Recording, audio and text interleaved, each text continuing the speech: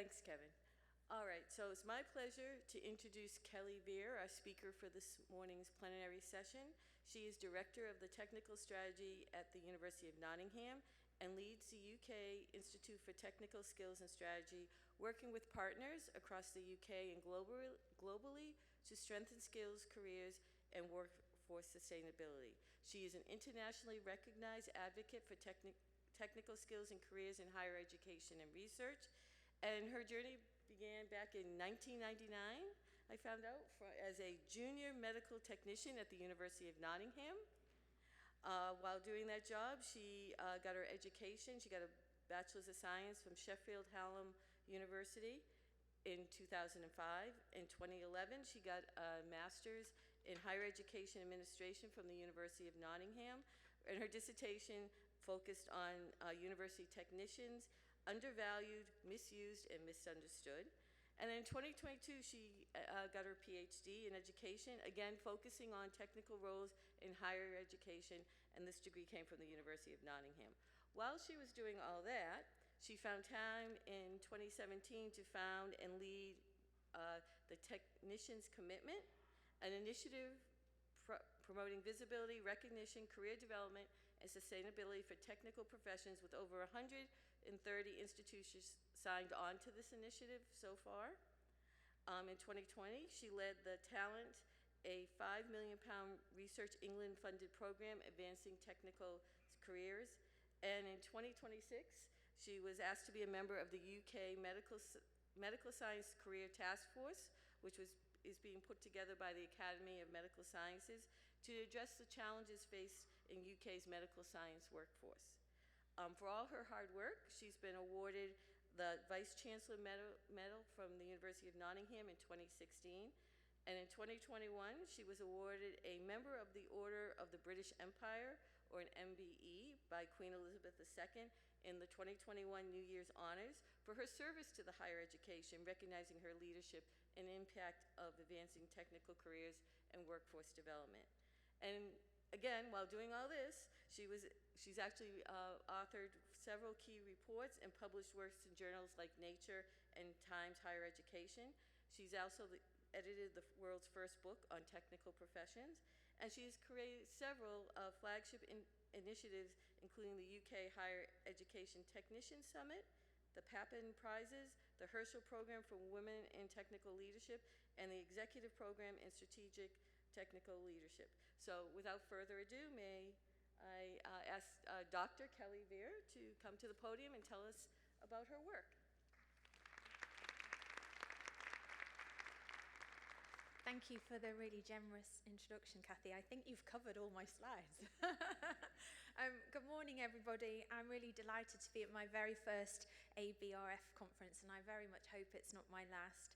A huge thanks to Kathy and the organising committee for inviting me, and thank you to all of you for making the early start on a Sunday morning. I hope you've all got some coffee. I was told ABRF are clearly a very dedicated bunch, and that absolutely seems to be the case, so thank you very much for making time to spend some time with me this morning to hear more about my story. I'd also like to thank my fellow Brit, Mark, for the excellent and very passionate keynote yesterday evening. Mark, you've set the tone beautifully for my talk this morning, so huge thanks. I understand that the theme of this year's conference is innovating at the intersection of science, technology, and collaboration. And while what for me embodies more than that, than the technical professionals who enable research, teaching, and innovation in our universities and research institutes every single day. I'm here to talk to you about how myself and others have been working to change the culture for technical professionals in higher education and research. But before I get to that, I thought it might be helpful to just tell you a little bit about me and where I'm from. I guess you've worked out already, I'm not local. So I am from Nottingham. For those of you who aren't familiar with Nottingham, we're a city right in the Midlands of England in the United Kingdom. I've learned over the last few years when speaking internationally that the easiest way to sort of give some context to where I'm from is to tell you about our sports teams. Hopefully some of you have heard of Nottingham Forest, the soccer team. We have to say soccer here, the soccer team. We have the Nottingham Panthers, the ice hockey team, which I know is big here, particularly Pittsburgh too. And we're very famous for a very British English sport known as cricket. You may also be familiar with probably the most famous thing to come out of Nottingham, Robin Hood. What Nottingham is also very well known for is my host institution, the University of Nottingham. We're very lucky at Nottingham to have two fantastic universities, my own institution, the University of Nottingham, and Nottingham Trent University. So the city houses about 80,000 students, 47,000 of those study at the University of Nottingham. And I am very fortunate and privileged to be the Director of Technical Strategy for the University of Nottingham, where I lead a team of over 500 technical professionals who are absolutely integral and vital to enabling and ensuring research, education and innovation across our institution. So over the past 15 years or more, and you heard a little bit about that from Kathy, I've been working nationally and more recently internationally to really try and drive a culture change for technical professionals. And that's what I'm going to talk about today. But just to take a step back, I'm sure everybody here is aware that it absolutely takes collaborative teams to solve global challenges. And those global challenges are probably the reason we all get up and go to work every single day.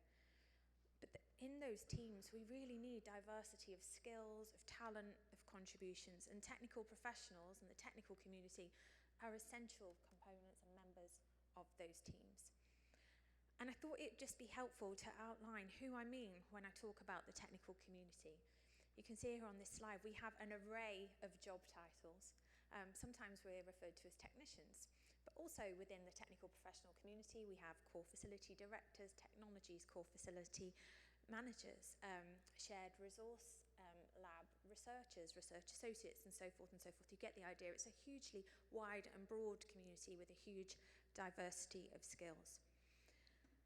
I'm really passionate about the need for increased recognition, career development, and strategic insight into the vital careers of technical professionals. And I'm passionate about that because I am one, and I promise I did not just dress up in a lab coat for the day and sit in front of a microscope to prove my point. I'm a technician by background. As Kathy mentioned, I became a junior medical technician at the age of 18 back in the late 90s. I have worked in imaging, so confocal fluorescence microscopy, cellular biophysics, and began my career in immunology. I've had a fantastic, predominantly laboratory-based technical career. Just to prove that I've been a technician for nearly 30 years now, I thought I'd show you my first day at work. That's me in the middle there. Yeah, that's just my little trick to make sure I've still got your attention. So I began my career in 1999, and I'll be honest, I fell into being a technical professional completely by accident. I'd finished my A-levels, and I really felt it was very important for me to go to university and gain a degree back then in the late 90s. But unfortunately, my family, we had a market stall. We couldn't afford for me to access higher education in the traditional sense. So I just looked for any job at all that would pay for me to do a degree part-time, because the tuition fees had come into being in the UK at that point. And I found a job advertisement in the local newspaper for junior medical technician at the University of Nottingham. And I'll be honest, I didn't even know that these careers existed. As a naive 18-year-old, I thought universities were full of professors and students. I had no idea that there was this whole army of colleagues who made research and education happen every single day. And so I commenced my new career, and I absolutely loved it. I loved being able to support students in, world-class education and with their projects and so forth. I loved being at the forefront of new discovery, experiments, research. I absolutely loved it. But I quickly came to realise that, unfortunately, for technicians in the technical community, the culture wasn't always that positive. I don't know if you can read that slide at the back. This is a cartoon that really spoke to me about, we've got two academic professors at the front saying, but how can you possibly produce world-class research with effectively bottle washers? Okay, and that is a stereotype that I myself have faced throughout my career. And I must stress that at Nottingham I've had fantastic support, but when you looked further than the immediate research group or the immediate faculty or even the immediate institution, as technicians we faced different degrees of invisibility, sometimes in institutional policy, for example, but even looking further afield, you would not see technicians talked about in higher education news and press.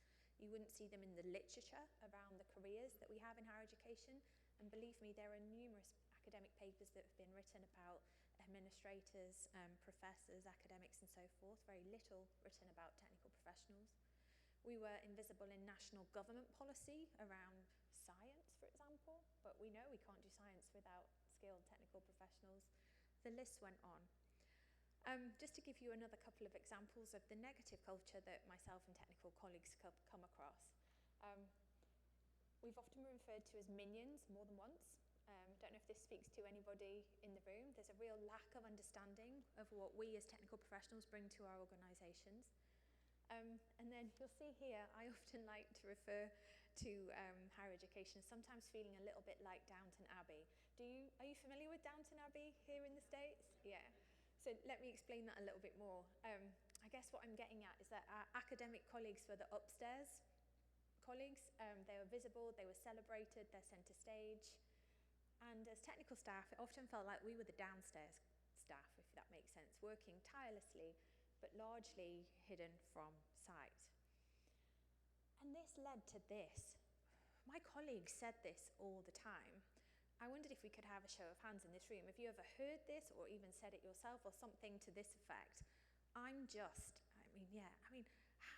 How crazy is that? How can we just be the technician? Our institutions would not function without technical and expertise that we bring. But then maybe it's not surprising we feel like this, because higher education and research has traditionally celebrated the individual. We've celebrated the lone genius, like the principal investigator whose name is on that paper or that award or on that grant.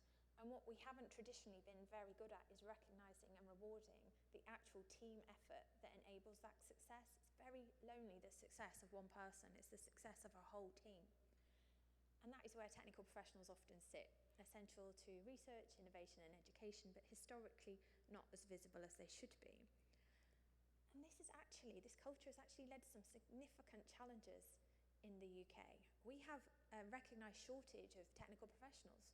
Young people still don't completely know that these careers exist. We have significant equality, diversity and inclusion challenges. So, for example, the majority of technical professionals in the UK are white men, and we are not, reflecting the diversity that we could. We have a shortfall of estimated 700,000 technicians over the next decade, and that is across all sectors, so not just higher education and research, but of people coming in to technical careers. We really have experienced a lack of professional identity, and our career pathways have traditionally been very murky, particularly in comparison to our academic colleagues. And so, let me fast forward, so I'm now in 2012, having had several careers as a technician. I thought, well, do you know what, we really need to do something about this. And I wrote an article for Times Higher Education. Are you familiar with the Times Higher Education here? It's a weekly magazine about higher education. I do believe it's international in its readership. I'd looked back over the last decade of Times Higher Education issues, and as I said, this is a magazine or journal that comes out every single week, and technicians or technical professionals had featured less than 5 times in a decade. Again, another example of the lack of visibility of our profession. And so I thought, right, let's do something about this. And I wrote what I felt was a rallying call, saying we really need to recognise, the technical careers, roles and expertise we have in our institutions that make our universities and research institutes work. Now, when you write an article for Times Higher, they often commission some artwork to go alongside the article. So this is what it looked like on the internet. On the day, I ran down to the bookshop on campus and bought the physical copy of the magazine, and this is what I found. This is me. They drew me as the Cinderella of higher education. Now, what I wasn't trying to say here was, I wasn't trying to say, look, you should feel sorry for us or anything like that. I was trying to say, look, we're essential to research. One good thing that did come out of this, though, was at the time I worked with two very senior, and dare I say it, notoriously very difficult and grumpy male professors. And from that day on, they were known as the Ugly Sisters, so it made it all worthwhile. And they're very good friends, so I should just add that as a caveat. Now, what I didn't know that I was doing by writing that article back in 2012 was that I was, I guess, accidentally putting my head above the parapet. And over the next few years, I was asked to speak at conferences. I was able to create opportunities locally, regionally, nationally, to really try and drive forward increased visibility and recognition for technical professionals. That involved creating the first UK-wide conference for technicians and technical professionals, which we established back in 2015, the UK Higher Education Technicians Summit. That still runs every 2 years to this date. And in my frustration that we seem to have national awards for every category of staff who worked in universities and research institutes, with the exception of technicians, I created a national award scheme called the Papin Prizes, which again are awarded every 2 years to celebrate technical excellence in academia. I was lucky as well to feature in a government campaign to encourage diversity into technical careers. And so over those few years, I guess I'm getting up here from 2012 to 2016, I was trying to do a lot alongside my day-to-day, role as a technical professional. That wasn't without difficulty, and I felt it wouldn't be honest to get up here and say, hey, look at all these things and it all happened, beautifully and with no challenge whatsoever. On the whole, I have been given fantastic support by my colleagues at Nottingham for my advocacy for the technical community. But I just wanted to give you a couple of examples of things that have happened to me across the years. One time I was working in my research institute with a postdoctoral researcher. Now, I, together with my academic colleagues, had written the grant and interviewed for the grant that we were successful in that employed this postdoctoral researcher. And she'd been working with us for about a month. And it wasn't till about a month in that she realised I wasn't a postdoc as well, that I was a technician. And she said to me, oh my gosh, at the university where I came from, we wouldn't even wipe our shoes on you. And I just wanted to give you an example of some of, and I'm sure there might have been similar experiences in this room, but I just wanted to highlight a couple of examples of that negative culture, though, as I said, on the whole, I've had fantastic support. A senior academic at the University of Nottingham, when he learnt that I was being invited to give talks about the technical profession, what we bring to institutions and so forth, told me to get back in my box. Who did I think I was, going out and talking about my career when actually I should be chained to the lab bench generating data? So I just think it really highlights the difficulty and challenges that some technical professionals do have in terms of advancing career development and so forth.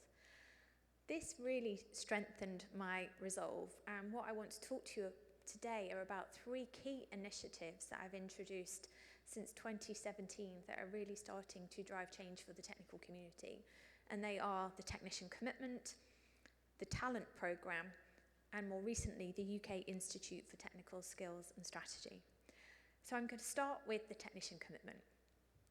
I decided back in around 2016 that we really needed some kind of pledge or promise that we could try and get universities and research institutes as the employers of technical staff to make, I guess, to advancing visibility and recognition and so forth for the technical community. And so I was able to secure some funding from an organisation called the Gatsby Foundation, and with that I launched the Technician Commitment. The Technician Commitment is very simple. We invite universities and research institutes to sign the Technician Commitment. By signing the Technician Commitment, they are pledging against 4 key pillars to support their technical community. And those pillars are visibility, recognition, career development, and sustainability. And by that I mean the sustainability of technical skills and roles within that organisation. We launched the Technician Commitment in 2017, and to be honest, I would have been thrilled if I could have got 5 universities to sign up to this. But we actually launched with 36 founding signatories, and the Technician Commitment today stands at over 150 signatory and supporter organisations. When an organisation signs the technician commitment, they nominate a lead to take forward that commitment on behalf of the organisation. And twice a year, I bring all of those leads together at conferences across the UK where those colleagues can share best practice, they can hear updates as to each other's technician commitment action plans and so forth, they can hear sector updates. And we've built a really vibrant, connected community of practice. And this is a picture of a recent event we held at Queen's University, Belfast. Now, when an organisation signs the technician commitment, we give them a year to submit a self-assessment and an action plan. And we keep this as simple as possible. So the self-assessment is 5 contextual questions, such as, how do you define a technical professional in your organisation? Based on that definition, how many do you employ? You'd be amazed at how many organisations could not answer those 2 questions at the very beginning. They had no idea of how many technical professionals they employed in their organisation. We also asked them to submit an action plan, a 2-year action plan, which they have to co-create with their technical community. Crucially, the technician commitment is not something that is done to the technical community. It is something that the technical community have to help drive themselves. And after 2 years, we then asked them for, I guess, another action plan and a RAG rating on their original one. We also asked them to publish that 2-year action plan online. And one of the very first questions that we were asked at the beginning was, well, we don't have a website where we talk about our technical community. So of course you can imagine we said, well, create one, let's make them more visible. And one of the very early indicators of impact of the technician commitment was we started to see websites like this from a range of our university signatories celebrating their technical communities and outlining the sort of work that they were going to put in place as part of their technician commitment action plan. This process has really been transformative. So when an organisation submits its technician commitment action plan, it's peer reviewed by the technician commitment community. This is a really collaborative endeavour. This is a space where, as universities and research institutes, we're not looking to compete with each other, we're looking to learn from each other and share best practice.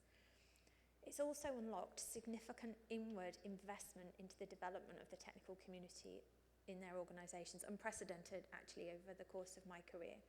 We've seen, for example, new apprenticeships be launched to build early career pipelines.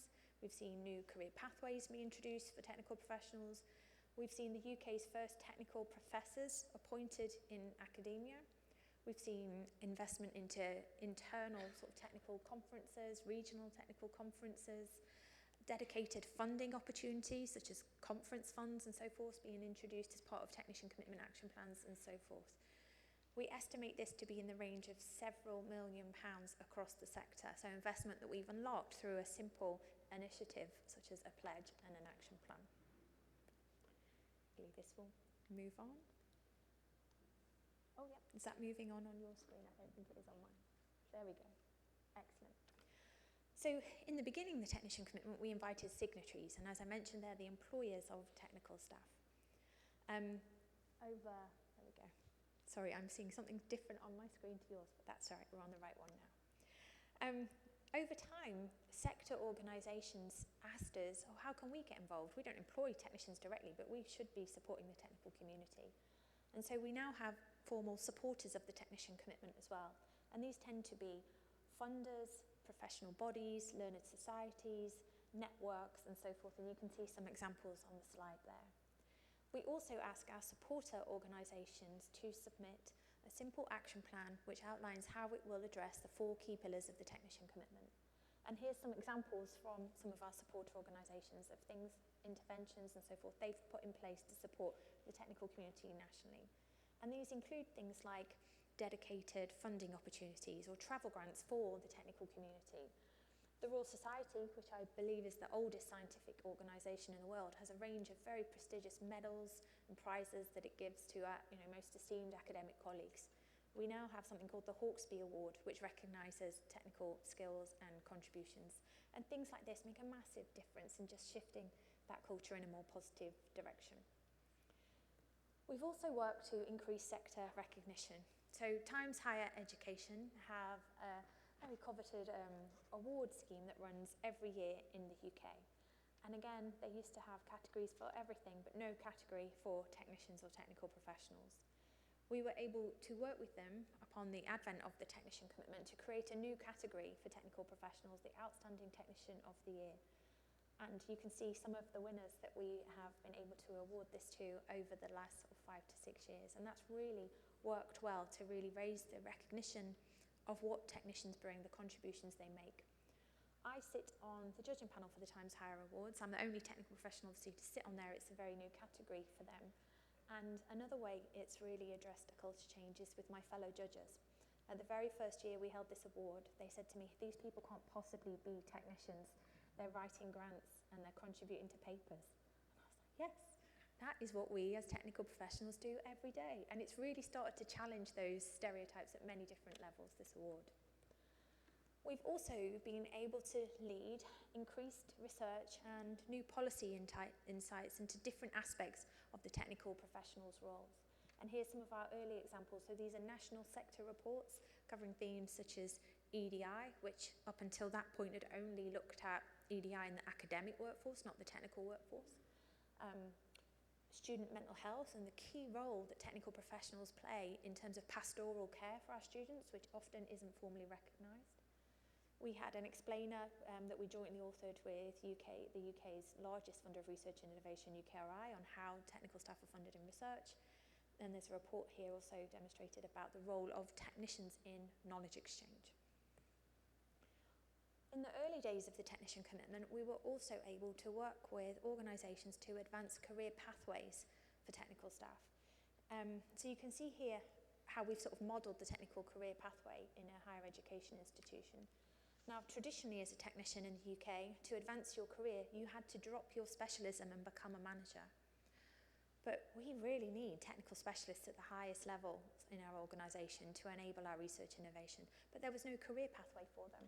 And so we were able to work with a number of organisations to introduce a technical specialist pathway alongside the management pathway for technical professionals. And I'm going to come back to this pathway later in the presentation. To my surprise, very early in the Technician Commitment, we were able to start influencing UK government policy. This is our former Science Minister, Amanda Soloway, talking about the Technician Commitment. She led something called the UK R&D Roadmap. This is back in 2020. Now, the UK R&D Roadmap is a huge government policy about R&D in the United Kingdom. You can imagine these roadmaps come about every few years. For the first time ever, this roadmap talked about technical professionals and the importance of technical skills to UK R&D. And that might sound like a small thing, but it was a massive leap forward that as a country we were considering technical skills when we thought about UK research and development. We were able to continue and influence different parts of UK policy around future research assessment, research bureaucracy, a people and culture strategy, and so forth. And something that we've been able to do also, which I'm really excited about, is increase engagement in public outreach and engagement to ensure that young people are aware of the amazing and varied and diverse careers you can have as a technical professional. And we have worked with the Gatsby Foundation, who have led a dedicated permanent gallery in London's Science Museum, all about technicians across all industries. And it's aimed at 12 to 16-year-olds, and it really aims to showcase, the fantastic careers you can have as a technical professional. The Technician Commitment started to gain some traction internationally. We weren't necessarily promoting it internationally, but organisations across the globe were hearing about it and coming to us to ask if they could be involved. And in 2023, we were really excited to welcome our first international signatory, the University of Sydney. And as my colleagues tell me, they think this is the venue for our next Technician Commitment signature event. Before I continue to talk to you about what came next, the talent programme and the UK Institute of Technical Skills and Strategy, I want to just showcase a short video which aims to demonstrate the impact of the Technician Commitment since its inception in 2017. So hopefully this will now play.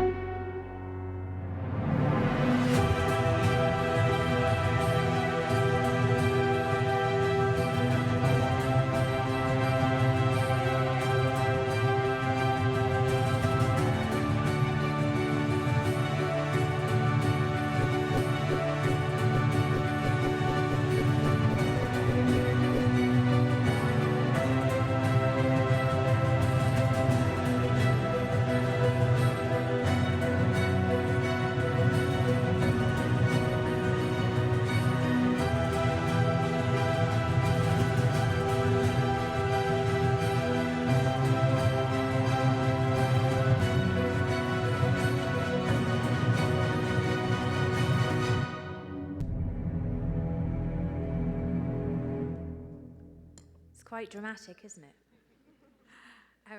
I asked the makers to make it look like a film trailer, and I think they succeeded. So we're at a point in the UK where we are able to have national conversations about technical professionals and the culture and the opportunities and the challenges facing those colleagues. And this created an environment where we could submit a grant for funding to design interventions to support the technical community more widely. And in 2020, I was really lucky and delighted to be awarded £4.9 million for a research programme called Talent. Talent was funded by Research England, which is part of UKRI, and it had 3 key work streams. The first was a policy commission, which was designed to enable increased strategic influence and insights into the technical community. The second was a range of culture change projects, which we aimed to pilot in a small number of universities before rolling out nationwide. And the third was bespoke training and development for technical professionals. Traditionally, technical staff had been able to access training which had been predominantly designed for academic or administrative colleagues, but nothing really designed with the technical context in mind, and we wanted to address that gap. I'm going to focus today on the Policy Commission, so work stream 1.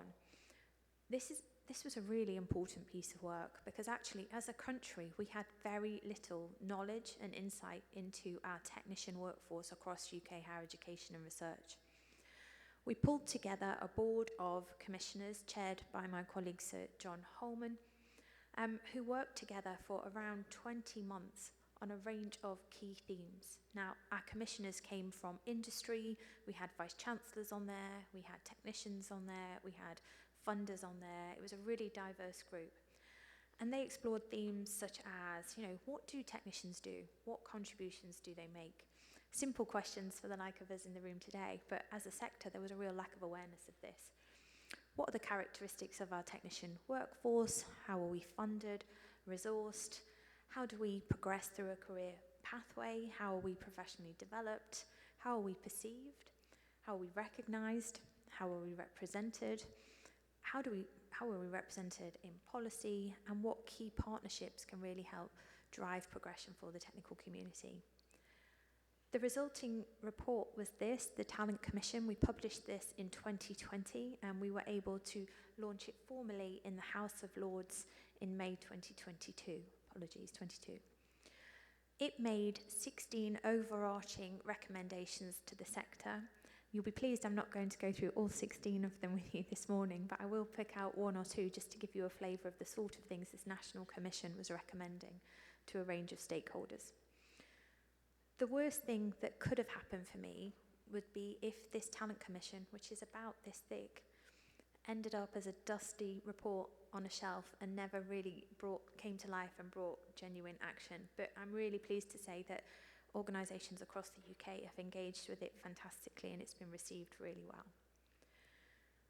One of its key recommendations, so recommendation number 9, I'm sure will probably have some resonance with those in the room today.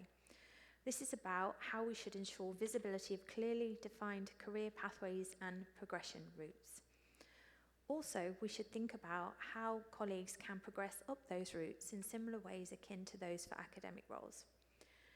And this diagram was actually a figure from the Talent Commission. Now, earlier on I talked to you about the creation of this specialist pathway alongside the management pathway.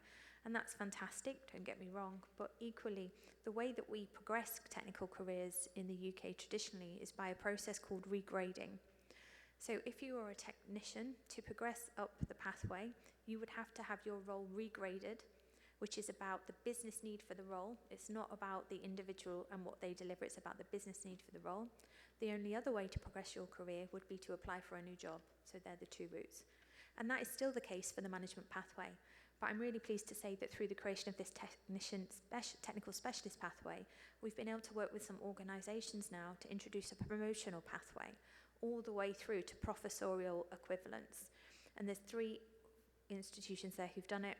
Newcastle University have also been awarding Professor of Practice to technical specialists who operate at the highest level, and for that they all get a gold star. We actually launched the Technical Specialist Career Framework at my home institution, the University of Nottingham, just last week. So now we have 7 levels in our technical job family at the university, and now it will be possible to progress as a technical specialist all the way up to the highest level, which is our level 7. Level 7 is equivalent to an academic professor. If you are a technical specialist and achieve level 7, you will be given the title Professor of Technical Practice. And that is based on individual contributions, so that we have a way of really recognising, retaining, and crucially also attracting the very best technical specialists to our organisation.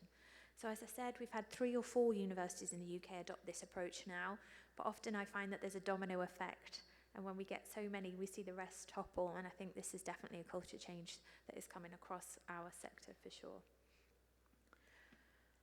Recommendation number 1 of the Talent Commission report was the need to really have strategic leadership of the technical community across institutions. Technical professionals are rarely represented on university executive boards, for example, when actually, technical skills are really what keeps our organisations alive. We advocated for the creation of technical strategic leadership roles, much like what my own role was like at Nottingham, so institutional oversight of technical skills and careers, and I'm really pleased to say that a number of organisations in the UK have introduced this new sort of senior leadership strategic role in their organisations. If anyone's interested in looking at the rest of the recommendations, you can find the Talent Commission on our Institute's website, and I have some links to that at the end of the presentation. But just to tell the rest of the story, Recommendation 16 was that there should be a more permanent entity that really built on the work of the talent programme, which was a time-limited 5-year programme, and on the work of the technician commitment, which was running alongside talent, to provide a permanent entity to be a conduit, really, between government, funders, employers, technicians themselves, learned societies and professional bodies, and so forth. And in 2023, I was really pleased to be awarded £5.5 million to establish the UK Institute for Technical Skills and Strategy. The Institute, again, is funded by Research England, which is part of UKRI, so the largest funder of UK research and innovation. It's also co-funded by a number of partners and the Gatsby Foundation, who originally, as you may remember, funded the Technician Commitment at its inception. The Technician Commitment is not quite 3 years old. We launched in August 2023. And again, it was fantastic to see great press coverage of this, including what looks like a very happy former Prime Minister of ours at the National Institute for Technical Skills and Strategy being launched. Our vision at the Institute is that the UK is a global leader in science, in technology, engineering, medicine, but crucially also the creative industries where many technical professionals reside and make essential contributions. We want to ensure that technical careers are recognised, developed, respected, and aspired to. And it is that recognition that shows the contribution that technicians make to the UK's status, if you like, as a science superpower. It's a really collaborative initiative, so many of our Technician Commitment supporters are formal partners of the Institute. And we have sort of 7 key areas of work, and I just was going to take a short amount of time to tell you a little bit about each. So the first is the Technician Commitment. I've already talked to you about the commitment this morning, but the Institute formally hosts the commitment on behalf of the sector. The second area is our Research and Policy Group, and this is building on those initial reports I mentioned and the Talent Commission to really be an evidence-based, trusted source of knowledge as to technical skills, roles, careers. Our work has continued to publish those key sector reports around a range of issues. So we looked at the contributions technical staff made in COVID, for example. We've looked at research culture. We've looked at health and safety and the often overlooked contributions that technical staff make to ensuring a safe working environment for all our staff and students. And we've looked at strategic technical leadership. That's just some examples of some of our more recent publications. We have also been looking to address that gap in the literature that I mentioned earlier on in my presentation. We have published peer-reviewed papers around different aspects of the technical role, including our role as educators and teachers, our role in knowledge exchange, how we often work in that third space between academic and administrator, and what that feels like and looks like, and also some more provocative articles about why, for example, it is problematic for technical professionals to sometimes say they're teachers. We've written for publications like Nature and a UK publication we have called Wonky, again providing thought pieces, debate, opinion pieces and so forth about the roles of technical professionals. And as Kathy mentioned earlier, I was really surprised actually to find that there was no book anywhere in the world about the career of being a technician in higher education and research. And so it was fantastic to be able to bring a range of co-authors together and edit a book dedicated to this career. It covers a range of different lenses on the technical career, and it's just been fantastic to get that out there and really shout loud and proud about the technical profession. We've also continued to work with UK government and influence policy. You can see a range of different government and learners' society sort of initiatives and reports here where we are representing the technical community and ensuring the voice of technical professionals is central to that. One of them in the middle there you can see around digital and technologies is part of our UK government modern industrial strategy. In their industrial strategy, they talk about a range of emerging technologies, or frontier technologies is the terminology that's often used. And what we're saying is, okay, that's fantastic that we're talking about these emerging technologies, but you also need to be thinking about the technical careers and roles and skills that we need to enable the use of those technologies. And we've recently, just 2 weeks ago, published some research that modelled that in the UK we need up to 120,000 technicians to work in those frontier technology areas alone. But I just thought that would give you an example of some of the work we do to influence government practice and policy. We respond to various policy consultations to ensure that technical staff are represented and heard, and we also work closely with UK funding councils. And I wanted to give you the example of UKRI. I mentioned earlier that UKRI are the largest funder of research and innovation in the UK. They are a signatory and a supporter of the technician commitment in recognition of that they employ technicians, and they also obviously are a huge stakeholder in terms of the technical community in the UK through the research grants that they fund at our different institutions. So traditionally, as a technical professional, and I'd be interested to hear the insights of colleagues here later, maybe over coffee, we would often contribute to grant applications. We would often write significant sections of them, but traditionally and historically we weren't allowed to be named as applicants because we were just technicians. We've been able to work with UKRI to change that culture, to change policy so that technical professionals can not only be named on research grants, but where appropriate, they can lead research grants in their own right, particularly when you're thinking about capital equipment, for example. It should be the technical experts that are leading that bid, not ghostwriting it for their academic colleague to then submit. We have also been able to ensure that the peer review college that reviews all grants across UKRI also comprises of technical professionals, because we need technical expertise to review our academic colleagues' grants, particularly where they're talking about technologies and methodologies, to offer that, technical expertise and sense check. This has been a massive culture change in the UK. It's been fantastic to see my technical colleagues proudly lead grants in their own right. And actually, in some schemes, we've seen actually stats that have come out of UKRI that demonstrate that particularly in the areas of capital equipment, you are more likely to be successful if you are a research technical professional leading that grant, or if there is a technical professional as a co-applicant. So that's been really exciting to see. We've also been able to work with the funder to provide dedicated grant opportunities for the technical community.